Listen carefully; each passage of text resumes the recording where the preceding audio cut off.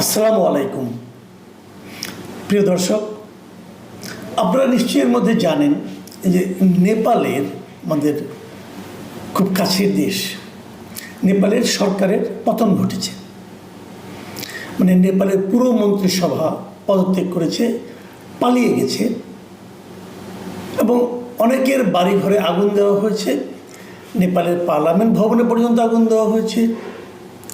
মানে সব মিলিয়ে বাংলাদেশে যে ঘটনা ঘটেছিল গত বছরের অগাস্ট মাসে 5ই আগস্ট, ঠিক সেরকম একটা ঘটনা। সেনাবাহিনীর হেলিকপ্টার যে বিভিন্ন মন্ত্রীদেরকে যার যার বাড়ি থেকে উঠিয়ে নিয়ে নিরাপদ জায়গায় সরিয়ে নিয়েছে। এবং এই আন্দোলনটা হয়েছে মাত্র 2 দিনের আন্দোলন। 2 দিনের আন্দোলনে এই সরকার মানে তাসের ঘরের মতো হুড়মুড় করে ভেঙে পড়েছে। অথচ এটা কিন্তু অনেক পুরনো একটা গভর্নমেন্ট, অনেক দিন ধরে এই বর্তমান যে প্রধানমন্ত্রী কেপি ওলি, উনি অনেক দিন ধরেই কিন্তু প্রধানমন্ত্রী হিসেবে দায়িত্ব পালন করছিলেন। কংগ্রেসের সমর্থন নিয়ে উনি মোটামুটি একটা ভালোই চালাচ্ছিলেন বলে মনে করা হচ্ছিল। কিন্তু আসলে দুর্নীতি বাসা বেঁধেছিল ভেতর থেকে। কাঠের আসবাবপত্র দেখবেন যে ঘুণে ধরে, ঘুণ কিন্তু ভেতর থেকে খেয়ে খেয়ে যায়, বাইরে থেকে খুব একটা বোঝা যায় না। যখন ভেঙে পড়ে হুড়মুড় করে ভেঙে পড়ে। এখানেও একই জিনিস হয়েছিল, দুর্নীতি বাসা বেঁধেছিল, মানুষ ক্ষুব্ধ হয়ে উঠেছিল। কিন্তু সেই ক্ষোভগুলো হঠাৎ করে একত্রিত হয়ে ওই ক্ষোভের মধ্যে, ক্ষোভের সেই যে উত্তপ্ত ক্ষোভ, তার মধ্যে স্ফুলিঙ্গ হিসাবে আবির্ভূত হলো সোশ্যাল মিডিয়া বন্ধ করার ঘোষণা। যে জিনিসটা আমাদের কথা ভাবেন একবার, আমাদের এই সরকার কিন্তু যে যতই বলুক, যে যতই দাবি করুক, আমাদের এই সরকার কিন্তু ওই বৈষম্য বিরোধী আন্দোলনের কারণে তার পতন ঘটেনি। পতন ঘটেছিল মানুষের পুঞ্জীভূত ক্ষোভের কারণে। সারা দেশে সকল শ্রেণীর মানুষের মধ্যে আওয়ামী লীগের সরকারের বিরুদ্ধে এক ধরনের ক্ষোভ ছিল, এক ধরনের রাগ ছিল। সে রাগটা কিসের ছিল? যে তারা গণতন্ত্র হরণ করেছিল, মানুষের কথা বলার অধিকার ছিল না, মানুষের, সারা দেশের মানুষের মধ্যে তারা একটা ভয়ের সংস্কৃতি চালু করেছিল যে প্রতিবাদ করলে তাকে তুলে নিয়ে গুম করা হবে। আর কি ছিল? আর ছিল অপরিমিত দুর্নীতি। একটা বিশেষ শ্রেণীকে সরকার দুর্নীতি করার অবাধ লাইসেন্স দিয়ে দিয়েছিল এবং সেই শ্রেণী দুর্নীতি করতে করতে শেষ দিকে না, শুরু থেকেই ধরেন আপনি দেশের সম্পদ তারা বাইরে পাচার করে দিত, পাচার করে বাইরে নিজস্ব একটা সাম্রাজ্য তারা গড়ে তুলত এবং তারা সেই সাম্রাজ্যে এখন কিন্তু বসবাস করছে। ঠিক সময় তারা সবাই কিন্তু পালিয়ে গেছে। তো এই যে ঘটনাগুলো, এগুলো মানুষকে ক্ষুব্ধ করে তুলেছিল। সেখানে স্ফুলিঙ্গ হিসাবে আবির্ভূত হয়েছিল সেই কোটা বিরোধী, বৈষম্য বিরোধী ছাত্র আন্দোলনের ওদের যে কোটা বিরোধী আন্দোলন সেটা। এবং ধীরে ধীরে ধীরে ধীরে সে আন্দোলন চূড়ান্ত রূপ ধারণ করেছিল। এবং কবে চূড়ান্তভাবে মানে আন্দোলনটা আরও বেশি বেগবান হলো? যখন হাসিনা সরকার ইন্টারনেট বন্ধ করে দিল। মানে ইন্টারনেট, তারা ভেবেছিল ইন্টারনেট বন্ধ করে দিলে বোধহয় কেউ কারোর সঙ্গে যোগাযোগ করতে পারবে না, আন্দোলন থেমে যাবে। ঠিক একই ধরনের ঘটনা কিন্তু নেপালে ঘটেছে। নেপালে কি ঘটেছে? নেপালে তারা সোশ্যাল মিডিয়া বন্ধ করেছে। 26টা সোশ্যাল মিডিয়া তারা বন্ধ করে দিয়েছে। এবং সেই বন্ধ করা সেগুলোর মধ্যে কী কী ছিল? যে ইউটিউব, ফেসবুক, এগুলো সব বন্ধ করে দিয়েছে, ইনস্টাগ্রাম বন্ধ করে দিয়েছে। তাদের যুক্তিটা ছিল যে এদের সঙ্গে নাকি সরকারকে বলেছে, ওরা সরকার ওই কোম্পানিগুলিকে বলেছিল তোমরা আমাদের এখানে রেজিস্ট্রেশন করো, তারা রেজিস্ট্রেশন করছে না, এই জন্য বন্ধ করে দিয়েছিল। বাট সাধারণ মানুষ জানতো এটা ছিল একটা অজুহাত মাত্র। মূল কারণ হলো যে এই সোশ্যাল মিডিয়াগুলোর মাধ্যমে মানুষের প্রতিবাদটা ধীরে ধীরে বাড়ছিল। মানুষ তাদের দুর্ভোগের কথা, তাদের প্রতিবাদের কথা, তাদের চাহিদার কথা এইসব সোশ্যাল মিডিয়ার মাধ্যমে প্রচার করছিল। ওখানকার যে সমস্ত পত্রপত্রিকা এবং টেলিভিশন, সেগুলি সরকার দ্বারা নিয়ন্ত্রিত হচ্ছিল, অথবা তারা সরকারের মোসাহেবি করছিল, সাংবাদিকরা সরকারের মোসাহেবি করছিল। তখন এই ধরনের মানে যারা নাকি সোশ্যাল মিডিয়া, তারা শক্তিশালী হয়ে উঠেছিল এবং তারা স্বাধীন সাংবাদিকতা করছিল। এবং ওখানকার যারা সংবাদ পাঠক, সংবাদ যারা পেতে চেত, বিভিন্ন শ্রেণীর মানুষ, তারা এই সোশ্যাল মিডিয়ার উপর নির্ভর করত প্রকৃত তথ্যটা পাওয়ার জন্য। ঠিক যেমনটি এখন আমাদের দেশে হচ্ছে।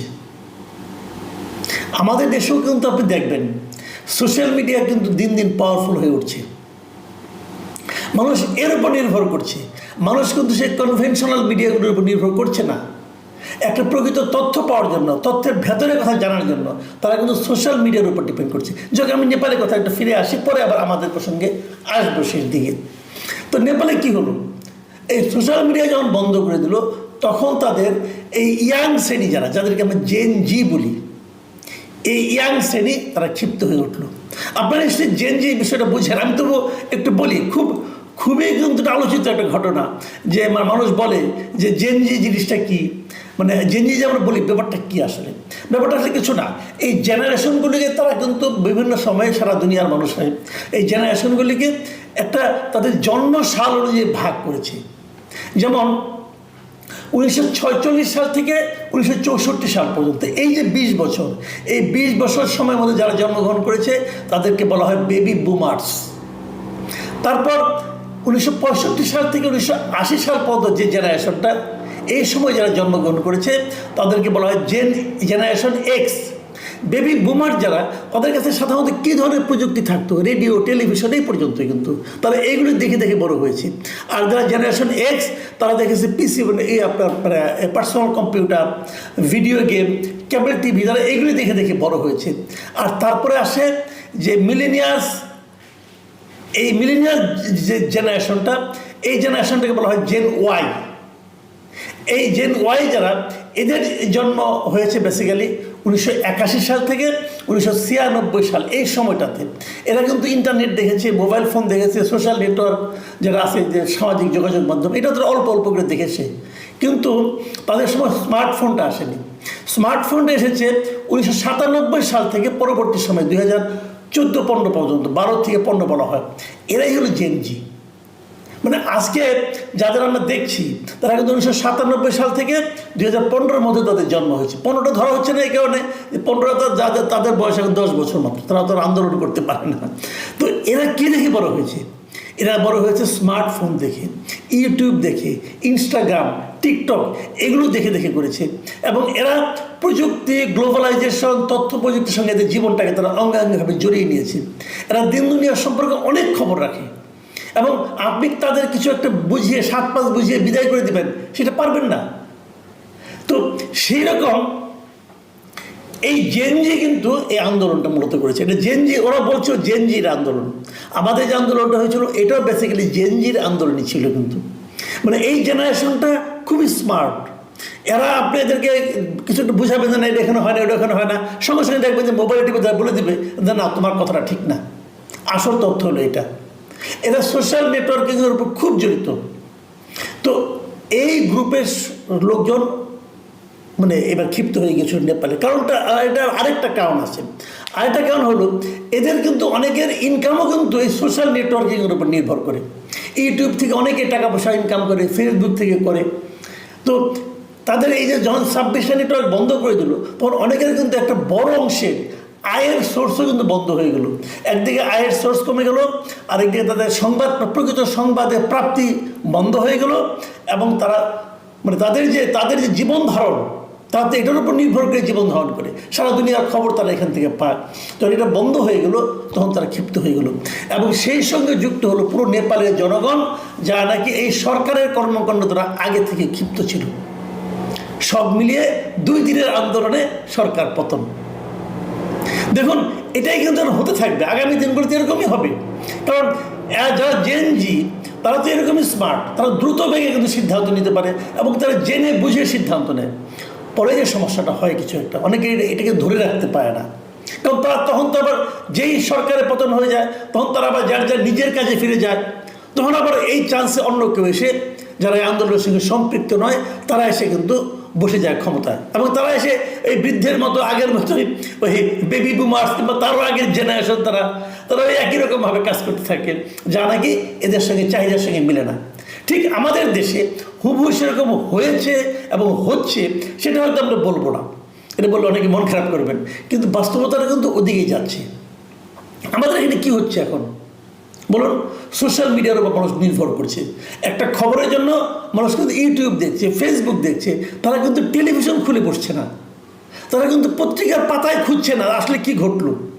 এবং এটা কিন্তু ইয়াং জেনারেশনের মধ্যে হচ্ছে, এবং বয়স্ক লোকও কিন্তু আসলে এদের উপরে ডিপেন্ড করছে। কাজে এটাও কিন্তু সরকারের জন্য হুমকি হয়ে যাচ্ছে।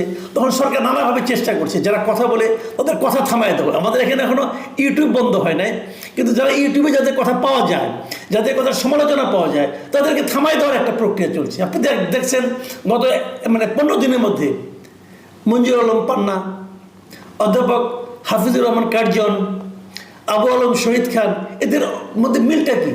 আমি কালকে বলেছি, এদের মধ্যে মিল হলো যে এরা সোশ্যাল মিডিয়ায় কথা বলে, সরকারের সমালোচনা করে। এই জিনিসটা এই সরকার আসলে নিতে পারছে না। তো আমি আশা করব ওনাদের মধ্যে সেই সুবোধের উদয় হবে। দেখুন, আপনারা হয়তো মনে করছেন যে আমি পুলিশ দিয়ে সব থামিয়ে দেব, সবাই মনে করে, হাসিনাও মনে করেছিল, কেপি ওলিও মনে করেছিল, নেপালেও মনে করেছিল। এভাবে কাজ হয় না। মানুষকে কথা বলতে দিতে হবে, মানুষ কি বলে সেটা শুনতে হবে, শুনে আত্মসমালোচনা করতে হবে, নিজের ভুল হলে সেটাকে শুধরাতে হবে। কেবল তাহলেই আপনি জনগণের সঙ্গে থাকতে পারবেন। প্রিয় দর্শক, এখন এই পর্যন্তই।